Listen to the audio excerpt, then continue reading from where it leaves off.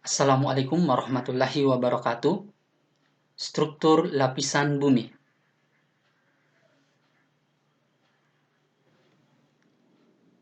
Bumi adalah planet ketiga dalam tata surya.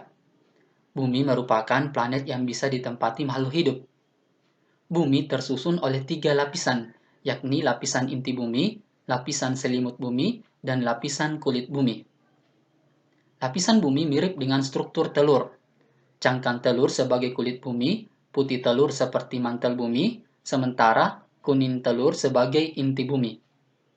Pembagian struktur dan lapisan yang menyusun bumi merupakan hasil penelitian para ilmuwan.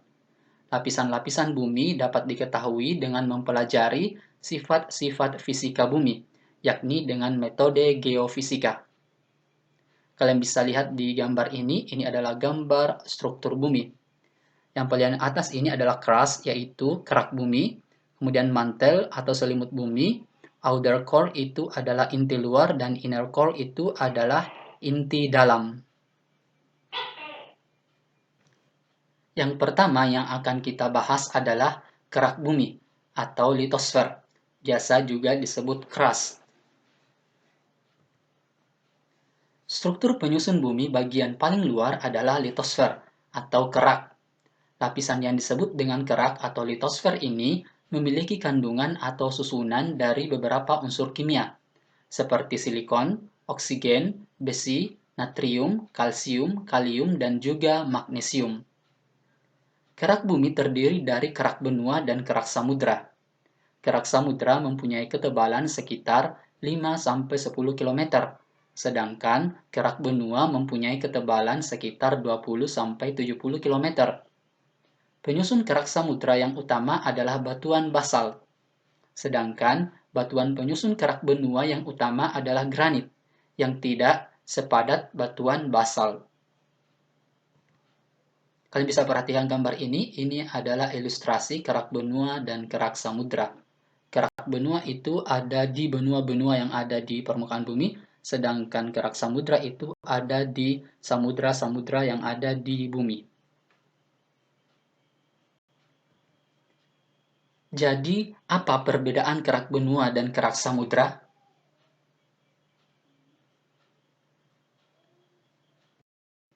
Kerak benua.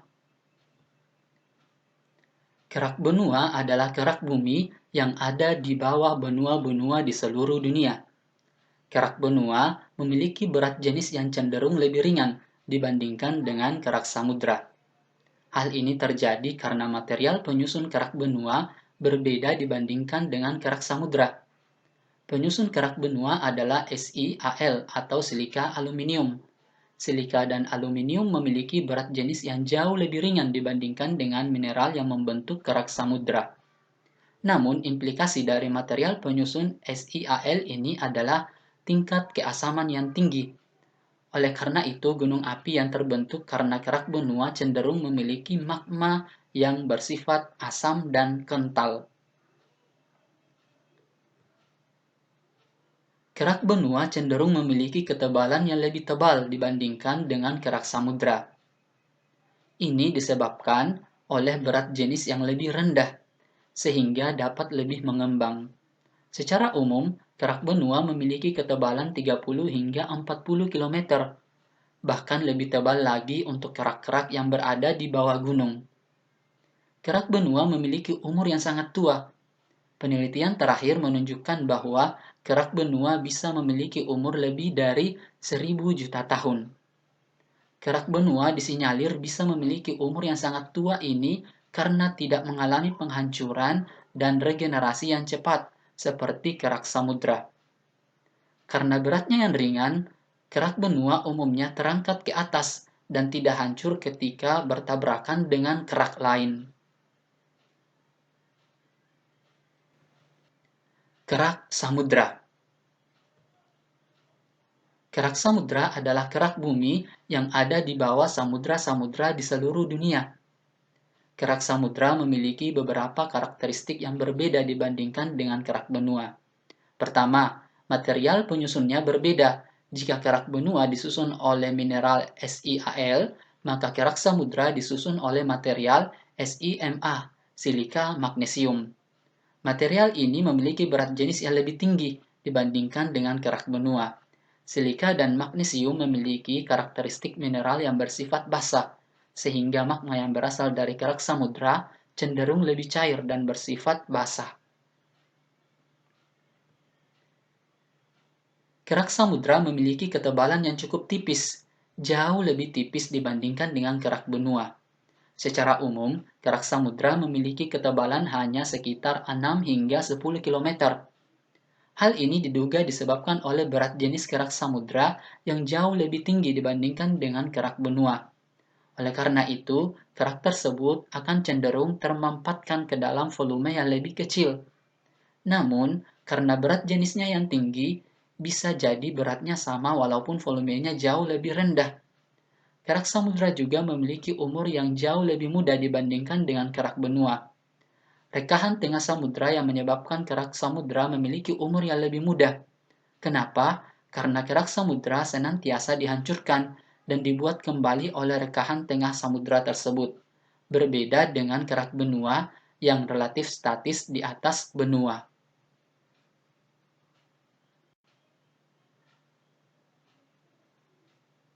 Perbedaan kerak samudra dan benua. Kalian bisa lihat di tabel ini, dari tebalnya, kerak benua itu 30-40 km, bahkan bisa mencapai 60-70 km. Sedangkan kerak samudra hanya 6-10 km. Kemudian umurnya.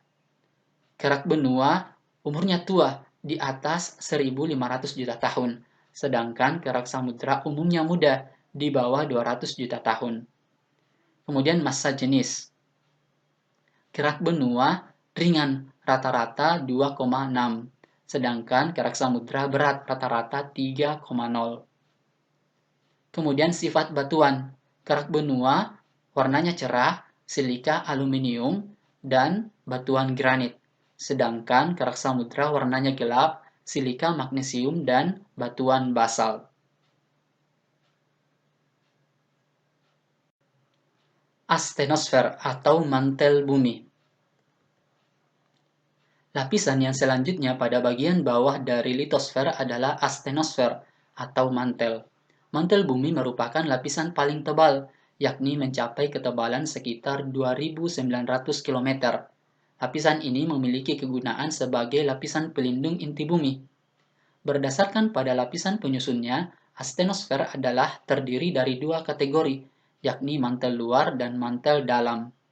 Mantel dalam memiliki ketebalan yang lebih jika dibandingkan dengan mantel luar. Kalian bisa lihat di gambar ini adalah ilustrasi astenosfer atau mantel bumi.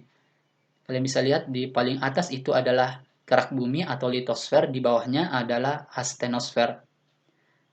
Garis panah ini yang berputar ini adalah ilustrasi terjadinya konveksi di wilayah astenosfer. Konveksi itu adalah perputaran dari atas ke bawah secara terus-menerus yang menyebabkan kerak bumi atau litosfer terus bergerak. Struktur penyusun bumi bagian luar ini berada pada 10-300 km dari permukaan bumi.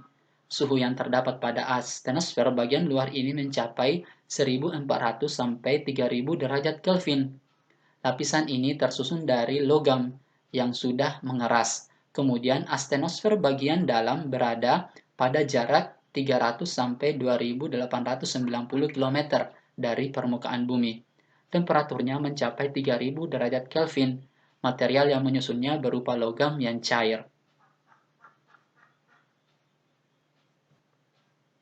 Yang berikutnya adalah inti bumi atau core. Lapisan selanjutnya dan merupakan lapisan yang terdalam dari bumi adalah inti bumi. Inti bumi ini merupakan lapisan terdalam yang ketebalannya mencapai 3.500 km dan menjadi pusat dari massa bumi sehingga sangatlah padat. Di lapisan ini pula aktivitas magnetik dan juga gravitasi bumi ada. Inti bumi ini dibagi menjadi dua bagian, yakni bagian luar dan juga bagian dalam. Kalian bisa perhatikan di gambar ini, Gambar paling luar itu adalah kerak, selanjutnya mantel, dan selanjutnya adalah inti bumi bagian luar, dan yang bundar ini adalah inti bumi bagian dalam. Inti bagian luar merupakan bola logam yang sangat cair dan juga sangat panas. Di dalam bola logam ini pula terdapat besi dan juga nikel. Meski cair, tingkat kepadatan lapisan ini sangatlah tinggi. Inti luar ini mempunyai ketebalan sekitar 1.400 km dan suhunya antara 8.000 hingga 11.000 derajat Fahrenheit. Sementara itu, bumi bagian dalam suhunya mencapai 9.000 hingga 13.000 derajat Fahrenheit. Ketebalan lapisan inti bumi bagian dalam ini sekitar 800 mil.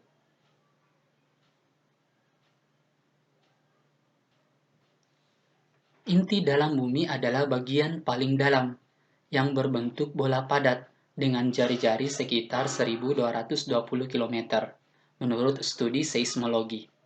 Panjang jari-jari inti dalam bumi ini berkisar 70% dari jari-jari bulan. Diyakini bahwa inti dalam bumi terdiri dari campuran besi nikel, dan suhu pada inti dalam bumi diperkirakan sama dengan suhu permukaan matahari, sekitar 5.700 Kelvin atau 5.430 derajat Celcius. Inti luar bumi adalah lapisan cair dengan ketebalan sekitar 2.266 km, terdiri dari besi dan nikel yang terletak di atas inti dalam dan di bawah mantel. Batas luarnya berada sekitar 2.266 km di bawah permukaan bumi. Suhu inti luar berkisar dari 4.300 derajat Kelvin di bagian luar hingga 6.000 Kelvin di dekat inti dalam. Karena suhunya yang tinggi, inti luar bumi berbentuk berupa fluida dengan tingkat viskositas yang rendah, sekitar 10 kali lebih rendah dari viskositas logam cair di permukaan bumi. Kekuatan medan magnet rata-rata di dalam inti luar adalah sekitar 2,5 militesla, 500 kali lebih kuat dari medan magnet di permukaan bumi. Sulfur dan oksigen diketahui juga terdapat di inti luar. Oke, cukup sekian pembahasan kita. Semoga bermanfaat. Terima kasih atas perhatiannya. Assalamualaikum warahmatullahi wabarakatuh.